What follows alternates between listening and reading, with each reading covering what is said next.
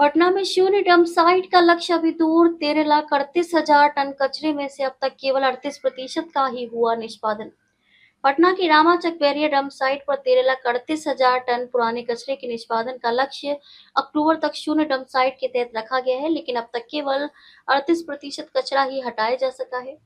राजधानी की रामाचक barrier dump site पर जमा 13,38,000 टन पुराने कचरे लेगेसी वेस्ट के निष्पादन की राह अभी चुनौतीपूर्ण बनी हुई है।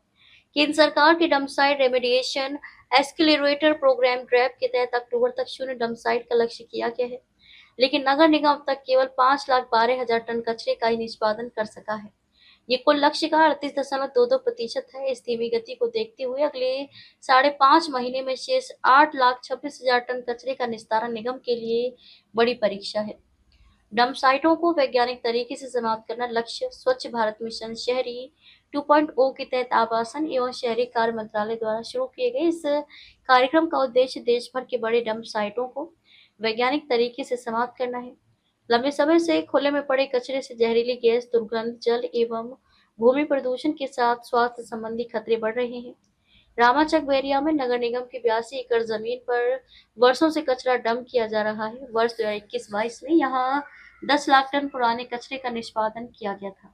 इसके बावजूद फरवरी 2024 में नगर विकास एवं आवास विभाग के सर्वे में 13,38,000 टन कचरा जमा पाया गया। इसके बाद निगम ने इकोस्टान एजेंसी को 8,37,000 टन और पाथे एजेंसी को 5,01,000 टन कचरे के निष्पादन का जिम्मा सौंपा।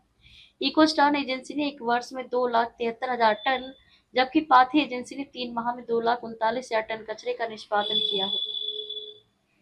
इकोस्टान को अभी 5,64,000 टन और पाथे को 2,62,000 टन पुराने कचरे का निष्पादन करना है। नगर आयुक्त यशपाल मीणा ने बताया कि निर्धारित समय में लक्ष्य को पूरा कर लिया जाएगा। बिहार में सबसे अधिक प्रभावित शहर पटना ड्रैप कार्यक्रम के तहत देश भर के 203 शहरी निकायों में 214 बड़े डंप साइट चिन्हित किए गए हैं। बिहार से पटना, भागलपुर, बेतिया, दानापुर, मुजफ्फरपुर, कटिहार, सासाराम और डेहरी, डालमिया नगर को इसमें शामिल किया गया है। इनमें पटना सबसे अधिक प्रभावित शहरों में है। कार्यक्रम के तहत आधुनिक मशीनों, जीपीएस आधारित निगरानी, निजी एजेंसियों की भागीदारी और जन जागरूकता अभियानों पर जोर दिया जा रहा है। साथ ही नए कचरे को डंप साइट तक पहुंचने से रोकने के लिए स्रोत स्तर पर कचरा पृथक्करण और प्रोसेसिंग व्यवस्था को अनिवार्य बनाने की तैयारी है।